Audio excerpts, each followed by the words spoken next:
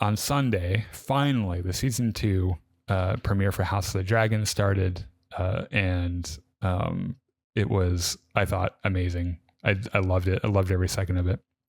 We're going to do a similar thing, spoiler-free thoughts real quick. Let's start with things I loved, because I don't think that there was anything that I didn't like in this. This is a good spot for me to mention that I have not read Fire and Blood. So, and I know that there was one event in this, and we'll talk about when we start spoilers. There's one event in this that happened in the book differently, and I know some fans are upset about it. It's nothing to the magnitude of Star Wars fans being horses' asses about nothing. It's just they expected a certain thing to go a different way. It didn't go the way they thought, and so they're kind of pissed off about it. I believe the shows have not been very shy about deviating from the books, even going back to Game of Thrones. So suck it up, Buttercup. Yeah, I think it's a details thing. We'll talk about it when we get there. I loved everything about this episode. I thought it was a fucking banger of a season opening for the season. They did something really gross and outrageous, and they usually wait a few episodes to do that. Historically in Game of Thrones, you have like the Red Wedding is like usually episode 9, you know, or the Viper in the Mountain is usually, it was like episode 9 of that season, you know, and they just fucking, the end of this episode, they're like, nope, just fucking went for it. They went for it. This show is visually better than the first season, and that is because the first season of House of the Dragon had COVID to deal with, and so like you had people like setting up like a green blanket in their closet, filming with their iPhone and shit, and sending it to the, you know, to the editor, like to the VFX people, and then like trying to make it like look okay, and then you had VFX people like trying to make photorealistic dragons on their little like Acer laptop at home and shit. So the fact that this didn't have a bunch of production problems because of the state of the world at the time, everything looks way better. There's a new intro that I think is so much better than the season 1 intro, because you might remember the season 1, you take a little foray through Viserys's model of Valyria, pretty much, right? Which he never finished, by the way, poor guy. And like you follow a blood stream around, and you don't really know what is what, and it's kind of weird, and it's also like kind of blurry and gray, and like it's so like clearly CGI.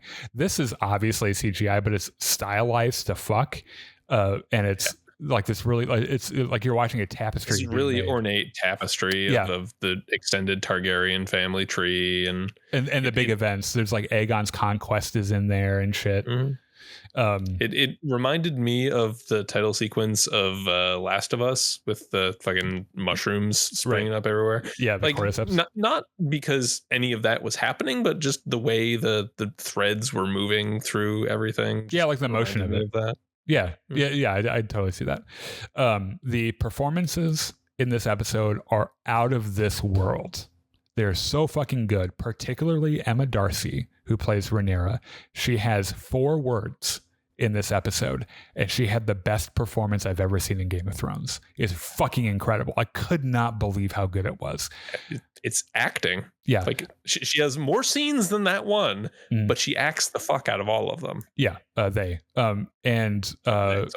The other particularly stellar performance was Fia Sabin, who plays Helena at the end, who we're going to talk about some of the differences to the end of the episode and how it related to like the book, and because Helena is a different character in the book than she is in the show.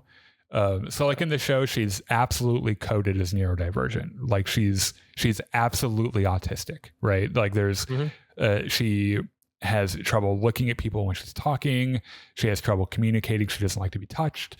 She's presented weird things about spiders sometimes. Right. She reads the future, which we know is not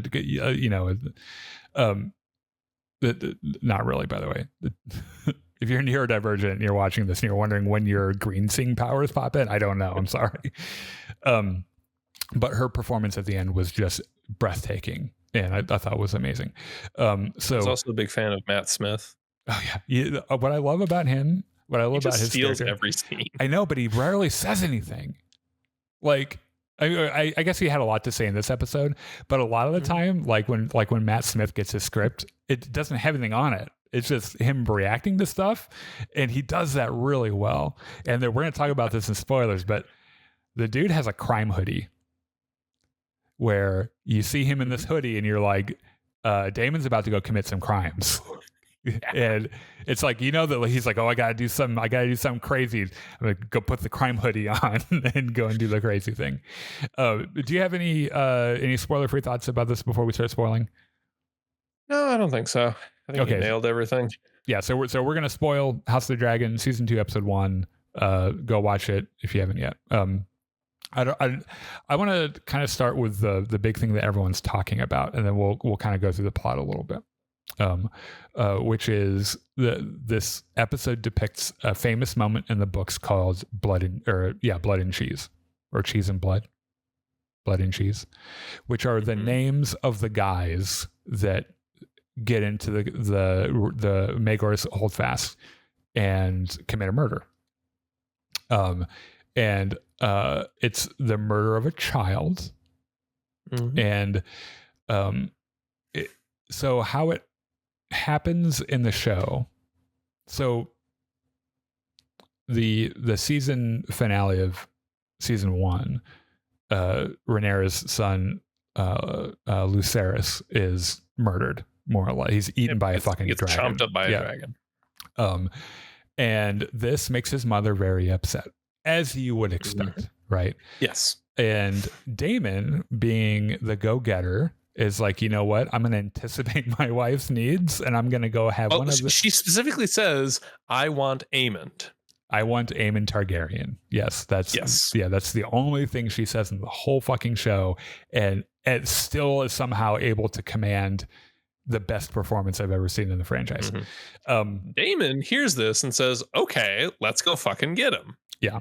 Specifically, I will go fucking get him. Let's wait 1 second, because I think our video feed has frozen. Oh, we're back. Okay, good. Okay, all right. I'll try to edit that out. So yeah, he tries to anticipate, what she wanted, and so he hired. It's anticipating. He just fucking heard. Well, I think son is dead. Let's go kill the other son. I think she might have meant it literally. Like, I want Aemond Targaryen here. Like, I want to do with him what I will. And I think Daemon was like, oh, or we'll just have him murdered, and that'll be okay too. And so he runs into a dude that he knows in the City Watch. Yeah, the City King's Watch. Landing. And meets a guy named Cheese. And like, I need you to go kill him. Yeah, and we'll get there as well. Go kill Aemond Targaryen, and so they get in there. They can't find Aemond Targaryen, so they're like, we'll just get one of the other princes. And so they find the usurper's kids, and makes Helena tell them which one is the boy, because they don't know which one the boy is, and they murder him. And it happens off screen, but you still hear it, and it's disgusting, and it's hard to process. Like I said, Fia Sabin's performance is just so crazy good, and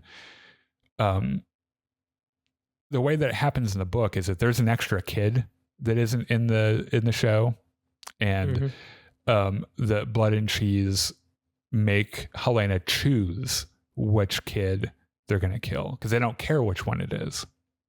And she chooses one, and then he says to the kid, did you hear that? Your mama wanted you dead. And then they kill the other one, and they leave the one that she chose alive. Oh. And then there's a part of that too where they threaten to assault one of the kids. And when I mean assault, I don't mean like what they're already planning to do. And the they show what happens to the kid. And so to all this, because it's kind of the controversy of the week with this, I think mostly people were really into the episode. First of all, we don't need to see gratuitous child murder on screen. Mm-hmm. That's not something we have to see. If you feel disappointed that you didn't get to see that, you might want to find a therapist. Psychiatrist. Yeah, because that's like what we saw was fine. That's on you. Like that is a you thing. That is not an HBO or Game of Thrones thing. Now, if your problem with it was the Sophie's Choice thing, that still existed in the show. And so like Helena knew that the person that she picked was the one that was going to get killed. Right. She knew that before she made the decision, or before she told them. And so that moment is just as horrifying for Helena in the show as it is, I think, in the book. I think it works fine. It makes sense to me that they didn't want another kid involved, because then like it just gets more like, Chris, there are too many fucking characters in this show anyway. Like there are too many, and they all sound exactly the fucking same. All their names sound exactly the fucking same. So like it's fine that they didn't have a third kid. I think it was still, as a scene, super effective, and that's where they end it. And John and I, my partner John, just sat there in the credits like, what the fuck? Like that's in episode 1. Like, no, it was not as hard to watch as like the Red Wedding, right? Like I'll grant that. It's also not as big of not as many people die in the Red Wedding. Like everyone fucking dies, and a fucking pregnant woman gets stabbed, and Rob gets stabbed in the heart, and Catelyn is able to get someone's throat slit before she gets her throat. Like everyone dies in that episode except for like Walder Frey. Like it wasn't that. And I don't think it was supposed to be as crazy shocking as the Red Wedding, but to me it was still shocking. So I gotta tell you, I almost cried at the beginning of this episode, because we open up on the shot of a bird or something, like a crow, I think, and you hear the Stark family musical theme from Game of Thrones, and there's something about hearing that I was just like, oh my God, we're back in Game of Thrones. Like this is so fucking crazy. And we might remember from the previous season that Jace was sent north to treat with Craig Stark to get their support and everything, right? And so he goes up there. We find out a pretty neat thing about the Night's Watch and the Stark family, which is apparently they pick a volunteer. Well, not a volunteer. They there's a lottery. They draw lots. Yeah. And so one of the Stark's sons goes to the Night Watch every generation. And I'm not sure if this is still exactly intact in Game of Thrones, but you consider that at the beginning of Game of Thrones, Benjen was a member of the Night's Watch and wasn't a criminal, like he volunteered for the Night's Watch. And then Jon Snow wanted to be in the Night's Watch. So I think that the Stark family, probably by the time we get around to Game of Thrones, feels like it's an honor to go, and the person who feels moved to do it is probably the one that goes, right? But like Jace meets with Craig Stark, and this is another one of those things where like these two actors have chemistry together, and if they don't fuck, I'm gonna riot. I am until my dying day. I'm shipping Jacaerys and Craig Stark. I want that to happen. But he takes him to the wall, right? And we get a little bit of a history lesson with Torrhen, the king that knelt, and how like pretty much Aegon the Conqueror came over, and Torrhen Stark was like, that's a fucking dragon. I've never seen one before. Let's come do an arrangement, shall we? Yeah. And so I thought it was interesting that, so like Jace is up there to get troops, right? And he takes him up to the wall, and he takes him to one of the posts that looks over the wall. And Jace has a moment where he just stops mid-sentence, and he's just the awe of it. He's like, what the fuck? Right. And basically Cragen is like, listen, we're guarding the realm. this is very important, and I know you guys are going through some shit down there, and we will not abandon our oath. Like we swore an oath to Rhaenyra as queen. Yeah. She is the queen. However, we have a job to do up here, and it's more important than you could possibly imagine. And he's like, dude, he has a line in there about like one of his ancestors was talking with one of the Targaryen ancestors, and like the dragons refused to go past the wall. Yeah, it's a little detail that Benioff and Weiss forget about, by the way, in Game of Thrones. And when we restart our buzzed recaps, we'll talk about that.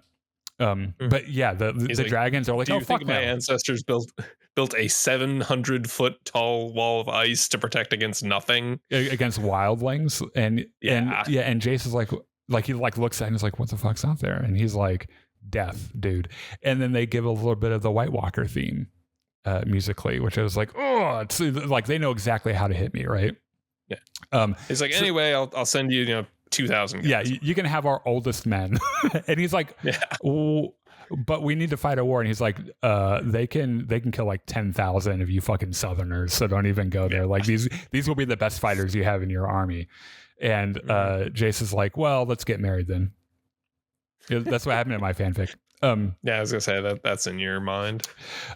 We get so apparently Dragonstone has a dragon driveway, which I didn't know, and we get a shot of that. So like Rhaenys has been patrolling the Gullet with Meleys, her dragon, and she gets home. She comes in, she's tired, and she just wants to fucking sleep. And so Daemon's like, get the fuck up on your dragon. You and I are going to go to King's Landing and we're going to kill Vhagar. Because Caraxes is a badass, but Vhagar is a big fucking bitch. And I don't think I can do that alone. But the two of us, like Caraxes and Meleys, can take Vhagar down. Let's fucking go. And she's like, no. Actually, it's like, I'm tired. My dragon is hungry, and you're not the king, so fuck off. Yeah. And you would think, by the way, she's got like that Westerosi like beehive thing. You know, she's like pull out a turkey leg or something, like whatever she needs is like in her hair. But yeah, she's like, Meleys hasn't eaten in like 3 months, so like we need to. Actually, I think this takes place 10 days. Which, by the way, someone pointed out on social media that Jace like hit the northern air and got a glow up with like a new hairstyle and shit. Yeah. So there was a really great line where he is like, "Bitch, I wasn't asking. That's an order." And she's like, "It would be if you were the fucking king. Get out of my fucking way." Would that you were the king. Yeah. And you're like, God damn, Rhaenys, please step on my balls. I'll let you. So, I mean, I think she has bigger balls than Daemon. Probably. They're probably in that beehive. So at Driftmark, Corlys, like he needs his ride back, right? So like he got wounded in the Stepstones, and so he goes back to the shipyards, to the boat he was on, and it's like the flagship or whatever of their navy, and he's telling the guy, I think his name's Alan or something. It's like I need that ship back, and he's like, it's gonna take a while. That ship is fucked up. Like, how did you survive? And you find out that that's the guy that like pulled him out of the water, like when he got wounded and everything. He did give him a dagger that he had commissioned for Lucerys. For loot. Yeah. It's one of the over I guess what's a good way to say it? It's one of the overhanging specters of this entire episode is Lucerys' death, right? And how it affects everyone. It obviously affects Daemon, even though he probably would never admit it. It very obviously affected Rhaenyra. I think Rhaenys is even a little spooked by it. I think that Corlys lost his heir. Driftmark lost his heir. And so he's trying to grapple with it. I think it's a really neat thing that kind of goes, it even affects the Greens. Like it affects Alicent, right? And so I think it's like one of those cool things. So it turns out that Alicent has taken up a new hobby, which is sitting on Crispy's face for long periods of time, because we open with her getting apparently some amazing head from fucking Crispy Cole, and fucking Sir Crispin Cole. Fucking, I refuse to be Rhaenyra's whore, but it's okay. Fucking Allison. Which they do the one awkward thing that people do sometimes. They're like, oh, this can't happen again. And you're like, oh, that's not the first time she said that. I guarantee it. Right. They meet in the well, first of all, Aegon's king, or sorry, he's the usurper. I should stop calling him king because he's not the king. He goes to his apartment and he wants his heir, Jaehaerys, who's named after the king that was reigning at the beginning of House of the Dragon that names Viserys, right? Yeah. And he's like, I want to bring him. It's bring your kid to work day, and I'm going to take Jaehaerys. And Helena's up there just hanging out with the kids, and it's like a fucking good idea. He's at school. He's learning maths and stuff, and he's like, well, I'm going to take him to work. And she says something about she tells him, she's like, I'm afraid, and Aegon's like, why? Like, we have Vagar's patrolling King's Landing, like we're totally safe. And she says, I'm not afraid of the dragons, I'm afraid of the rats. And like all the handmaidens and shit all stop and look at each other, and he's like, yeah, she's fucking weird, I don't get it, see you later. And he like he leaves, right? So they have this meeting, the Greens have a meeting in the council room, and they have a new fucking map where they can play Risk, right? And this is an interesting group of people, none of which like each other very much, I don't think, but they're all related, so they have to. And so, first of all, right out of the gate, the funniest shit in this whole fucking scene is that Jaehaerys, who is like what, 6'5", maybe 4 or 5, like that, is harassing Tywin Lannister. He just wants to play with Tywin Lannister's giant marble thing. And because Tywin's a Lannister, he doesn't know how to deal with it, and is like trying to reason with a 4-year-old and shit. And the 4-year-old just like shat his pants and is like, give me the ball. And Aegon just eggs him on because that's what Aegon would do, because he's kind of a prick, you know? Hey, Tywin, give that kid a horsey ride. Yeah. And it's like that moment in The Boys, we'll talk about when we get there, when Homelander Homelander suck his dick. Yeah, Tywin's like, what? And then Allison's like, Allison's like, sit the fuck down. Just everyone sit the fuck down. Tywin, stop being a fucking weirdo with kids. Also, Aegon, shut the fuck up. Aegon. Yeah. So, also, like, she asks, Allison's like, so did Rhaenyra get our apology note? And they're like, for killing her son? No, we haven't heard a reply yet. And you're like, oh, because Allison's still like, I'm sure Allison feels really bad, right? Yeah. And there's a little bit of passive aggressiveness from Otto, who's like, well, that man is passive aggressiveness personified. Yeah, he's like, we could make a list of all of the mistakes that were made after Viserys' death. And granted, they would all have been made by Alicent, but we don't have to do that. We can move on and we can focus on the future. But the list would have all of Alicent's problems on it. All the problems are mostly from Alicent, and we'd all probably be in a better position if she hadn't existed at all. Anyway, next on the agenda. Yeah. And so it's like, also, I feel like Otto is just really tired. He's like, how do I keep all of this together? I think Aegon's a socialist. Like, what, 60 by now? Yeah. And he's like he's just trying to get everything, you know. And also there's a scene in here where Alicent runs into Larys. And Larys is like, okay, so good news. I found all the people that betrayed the crown. They're all dead. And he says in the creepiest way, he's like, they're no longer breathing our air. And she's like, God, you're so fucking weird. And he starts off the thing. He's like, I tried to find you, but your handmaidens said that you were busy. You were indisposed. You had a man between your thighs. So is our feet arrangement off, or where do we stand? And Allison's like, oh my fucking God, this guy. So he did a big favor for Alicent. He's cleaned everything out, but he's still there. And the fact that he knew what was happening between Alicent and Crispy is a big problem for her, right? So Rhaenyra has a staring contest with the ocean. She goes out. So pretty much what Rhaenys tells Daemon is like, look, when my daughter died, I didn't believe it until I saw her remains. And then I was able to process what happened and start to grieve. She's going to need to do that. And also you find out that Rhaenyra recused herself from ruling until she was able to go on her like spirit walk or whatever. So she goes out to where Lucerys was reported to have been killed, and finds some of the remains of Arax, who was Lucerys' dragon. Well, yeah, a bunch of fishers had pulled the dragon's wing out of the ocean. Right. And which, by the way, she just rides her fucking dragon right onto the shore of that beach, and like there's the one guy's like, oh fuck, it's a dragon. Yeah. Which, by the way, I feel like these guys all the time, everyone's like, oh fuck, it's another dragon, everyone run. Right?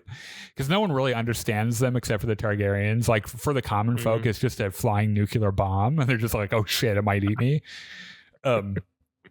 And I like how kind of like Cyrex kind of like skids to a stop, and then like I think we had like the first on-screen dismounting, because they've never done that, because it's like, I guess it's probably hard to animate and everything, but like Rhaenyra like, you know, vaults off and everything, and there is this heart-wrenching scene where she realizes that what she was told about Lucerys was true, and that his dragon is dead and he's dead. And it's a sad moment, because Arax was also Cyrax's child. So they both mourn. They both on the fucking beach mourn, and the music is heartbreaking, the performance is heartbreaking, and I think it was so well done. So Aegon is like, you know what, I can do this king thing. And he goes to the throne room, and he hears petitions from the small folk. And Aegon's into it, because like the only people that have ever showed him any kind of affection have been the small folk at his coronation. And then like most of them died because Meleys came up through the fucking floor. But he's like, you know what? I'm the Bernie Sanders of this realm. Like the small folk are my folk, right? And so like one guy is like, you took a tax of sheep. And he's like, well, you can have the sheep back. And then Otto's like, oh, hold on a second. And like he's like, you can't have him back. And Aegon's like, we need to feed those sheep to the dragons. Yeah, like they're fucking dragons. What do you think they eat? Like they're going to eat the sheep, or they're going to eat us? Like, wouldn't you rather be the sheep? And so Aegon's like, oh fuck, fine, okay. I'm sorry. We need the sheep. It was nice meeting you. Fuck off. Have a vote Aegon pin on the way out, please.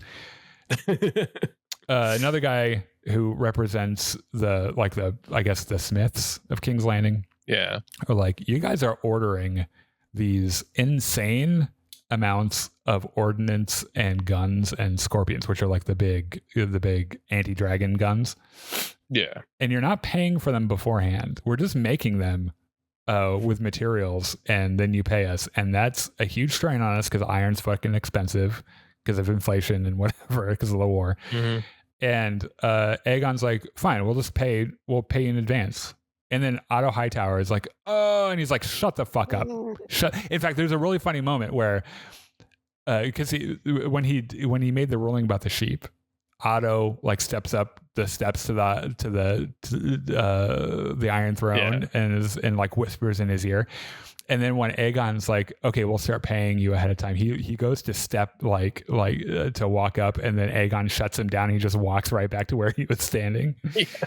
And so like after two petitioners, he's already like, oh fuck, I hate this.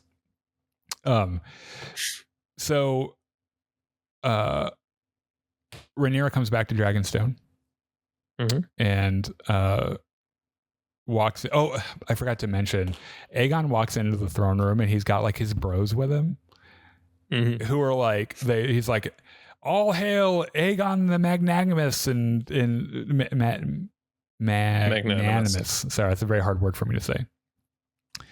And like they walk in like their singles about to drop on Spotify or something. Like it's like the most ridiculous thing ever.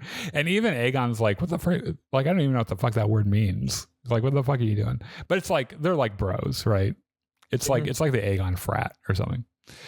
When Rhaenyra returns home, she's heralded like a true queen, where the sergeant at arms, rule of the seven kingdoms of Rhaenyra, the first man, blah blah blah, lady, blah, blah, blah. Yeah. And she walks in, doesn't say a fucking word. There's this really touching moment between her and Daemon, where they walk over to each other. Daemon puts his head against hers, and anyone saying that Daemon isn't grieving over the loss of Lucerys is insane. He asks her, "Did you find what you needed?" She doesn't say anything. She just nods. She walks to the front of the table and she turns around, and Daemon starts to give a sit rep. Mm-hmm.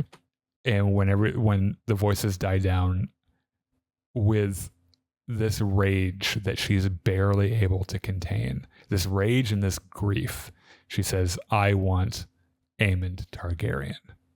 And that's the only thing she says in the whole fucking episode. And it's so good. Like Emma Darcy, there was controversy about her casting as Rhaenyra, because they weren't sure if they were pretty enough to do, because like apparently she's really pretty in the books or whatever, which doesn't matter anyway. But anyone who had doubts about Emma Darcy's casting in this is just insane. She's so good.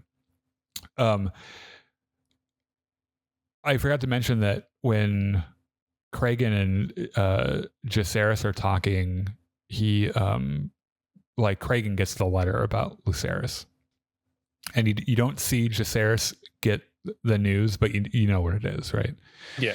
And so he returns home to Dragonstone, and he goes to his mother's quarters, and this was one of the more painful scenes for me to watch in this episode. Having lost a brother, I can tell you that it rips a hole in your soul and it destroys parents. My brother dying destroyed my father. It really does. And he tried to give an update on the fruits of his treating with Cregan, and he can't do it.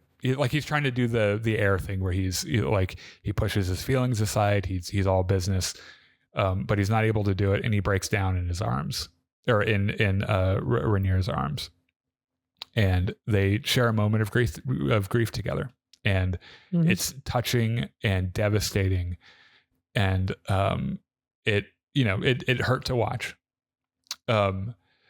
They have a funeral for Lucerys on Dragonstone, which is also just absolutely heart-wrenching.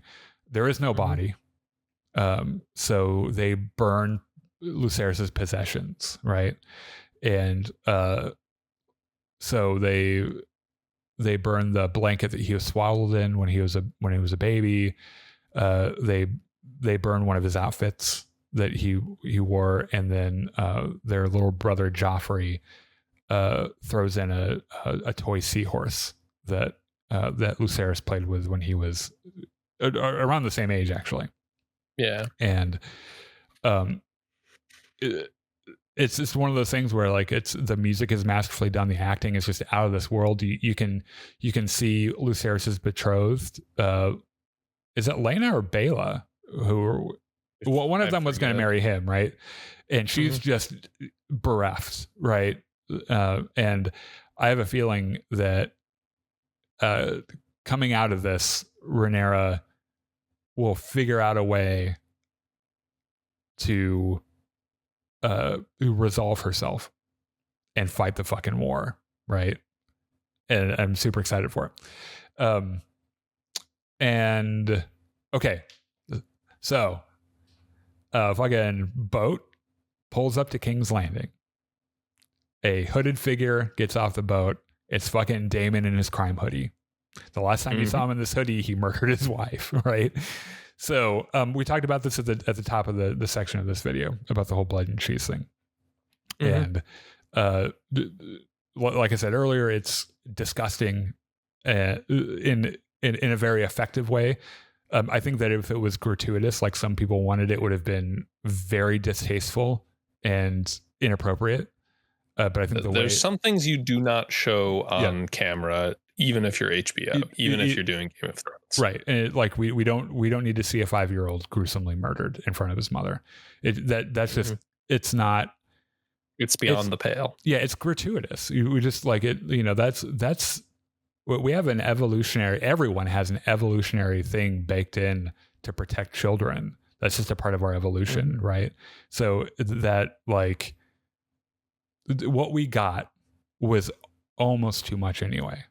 I think that they did a really good job of kind of balancing out the shock of it and the just that the fact that someone could do this, I think they did that really well. I did notice a bunch of memes on social media on their way sneaking into the holdfast. Blood kicks Cheese's dog. Yeah. And that's not cool, man. Which, by the way, I have not read the book, so I didn't know what was coming. I didn't know what they were about to do. And he kicked that dog, and I was like, motherfucker. Like, if I were a Targaryen, when my buddy Joe and I were watching this, it was like, if I was a Targaryen and I saw that shit, I'd be like, go get my dragon. We're burning this man alive. Fucking kick a dog like that, you motherfucker.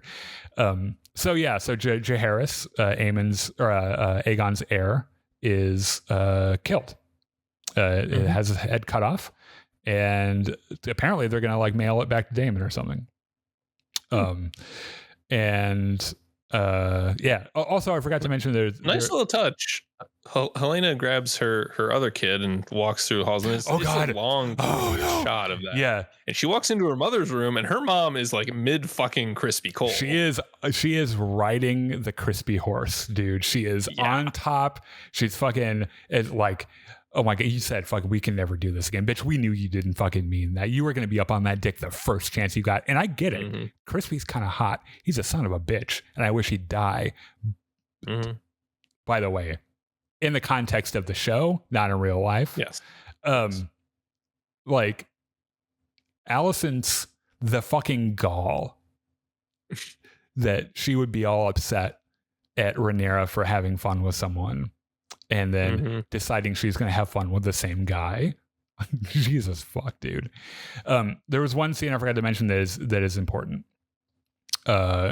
Crispy and Aemond have a little meeting together where they plan their own little thing. They talk war strategy, and then fucking Otto shows up. Like, you wouldn't be planning war strategy without the king, would you? Yeah, he's like, thanks for the invite, assholes. It's one of those things where it's like there are elements of the Green Party that like not that Green Party. I like that actually. Yeah, they're the Green Party now. It was a Ross Perot. Is he the guy? I believe he was libertarian or something. Maybe. He might have been his own party. I can't remember. Yeah. Anyway, and then there was because Aemond crashes a council meeting too. He shows up and Alicent's kind of pissy about it because she blames Aemond for starting a war that they're not going to be able to avoid. And Aemon's like, no, or Aegon's like, I want him here. He's my fucking brother, and this is what we're going to do. We're going to take Vhagar. So their whole battle plan is that both sides want to take Harrenhal as a toehold, because if we know anything from Game of Thrones, the wars are always fought in the Riverlands because they don't want that shit to get close to King's Landing. And we know that because Daenerys gets to King's Landing and it doesn't last very long, right? So they want to fight the whole war out in the Riverlands, and so they want a toehold at Harrenhal. And if I had my map, I would pull it out for you so you could see. You probably remember where it is.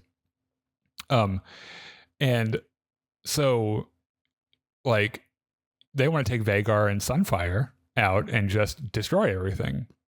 Yeah. And so eventually these two, like they're going to meet at Harrenhal. Like I said, I haven't read the book. I don't know what the fuck happens, but eventually there's going to be a battle over Harrenhal, and I bet that's going to be pretty fucking cool. The next episode will be on Sunday. Very excited for it. I think this first episode, 10 out of 10 easily. I loved it. Thought it was great. Well, where do they escalate from here is the question. That's the thing, is that it does escalate from here.